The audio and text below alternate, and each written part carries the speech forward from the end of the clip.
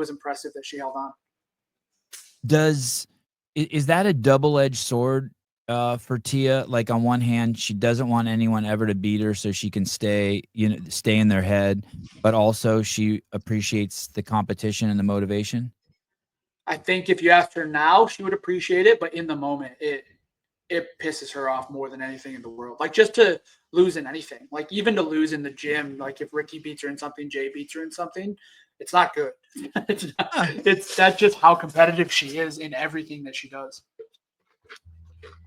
Has she been like that always, or is it more and more Yeah, always. Yeah, she's been ever since I've known her. It's been the exact same. She hasn't changed in that way. I think over the years she's not let it affect her mood as much when it comes to training, because now that we have a bigger camp, like you can't have an ego in a way that you're throwing a fit or you're making the mood of the room go down just because you had a bad workout, to where before when we were kind of all doing individual things, you could see her wear her emotions a little bit more in training, which isn't a bad thing. I just think she's a little more cognizant of that now, being a leader and kind of being in that athlete/coach role and kind of helping our other athletes get better as they come in here. Is this a true statement? Tia was a lone wolf for victories 3 through 7, and now victory 8 she's not a lone wolf. Oh, and if so, what happened? Why is she allowing other people into her den? It's a good question. Her last, so it would be her 6th. I would say she's very much was not a lone wolf, right? We had Jay, Maddie, we had a really good crew. That was probably the first year where it was more of a team effort than anything. Okay. Before that, when she was with our first athletes over at East Nashville in the old gym, it felt like everybody was just individual lone wolves for sure. Like it was just everybody came in, they did their thing, they knew what they had to do, and there really wasn't any cohesion when it came to people training together, which I think was not a detriment to them, but they left some on the table by not being able to kind of push each other in that way. We still had a team environment, right? Like they still did workouts together, but I would say over the last couple years, it's a night and day difference with how Tia interacts and trains with those around her in the training facility here. Yeah, the just sort of the narrative in the outside is that Tia has acquired so much knowledge and wisdom and secrets and tips and experience, and she wants to keep it to herself. Rightfully so. A lot of the top athletes do, obviously, and now she is sharing that, not only by letting people witness it, but she's actually verbalizing it and sharing it. Do you think is that a conscious decision of hers, or what is going on with that? Yeah, And when I don't even know if that's accurate, by the way. I'm just telling you kind yeah. of what the No, I would perception say is from she the would tell outside. you that exact same thing. I think they were very closed off early on, even from media, because they knew they had something different than everybody else that they wanted to keep to themselves because they knew how well it worked. I think even if you go back and look at when Shane was coaching Matt with Tia, there's nothing out there that ever showed what they were doing, right? Like there'd be some pictures and some photos and things like that, but there was never behind the scenes like we're putting out now.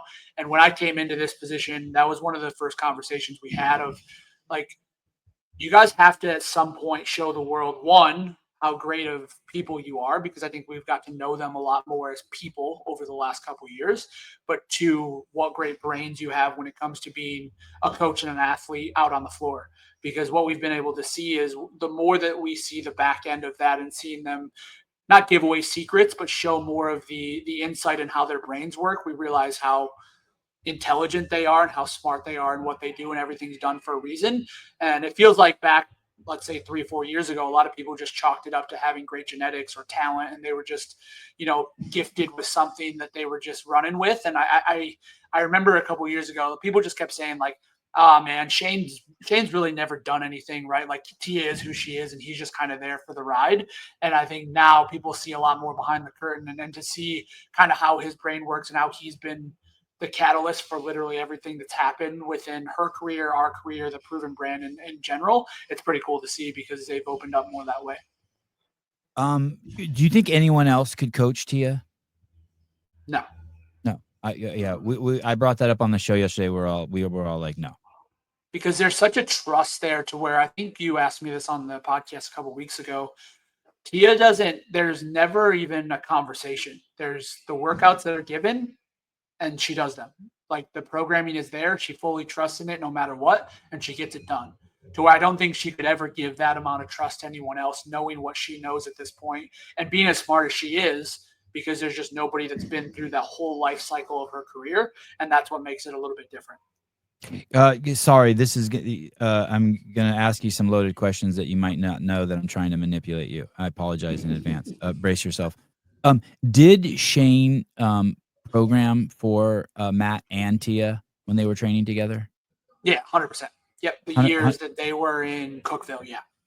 100%. And yep. And then in how many years did he do that?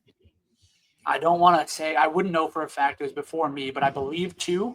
It was definitely the year that Matt retired when they were at the ranch, right? So the COVID year, because they had done that all together in that prep. I believe it was the year before, but don't quote me on that. Okay, so Nick, do you give Shane credit for Matt's last CrossFit Games win? Let me be clear, not credit as if Matt didn't do all the hard work 100%. and the training and the commitment, but as a participant, does he get that on his resume? Coached Matt Fraser event games, fittest man on earth, year 5. Yeah, I think you look at Tia and Matt in a way where they are much smarter athletes than the majority of athletes we've ever seen. I put Rich in that boat as well, to where you have to start looking at why would Matt make a change to go to this coach if he wasn't actually helping him a way to make his career better, right? So I think that's all you have to ask there. Right. There was nothing at that point from a brand standpoint that could have helped Matt because there was no brand, right? So literally Matt is reaching out to Shane.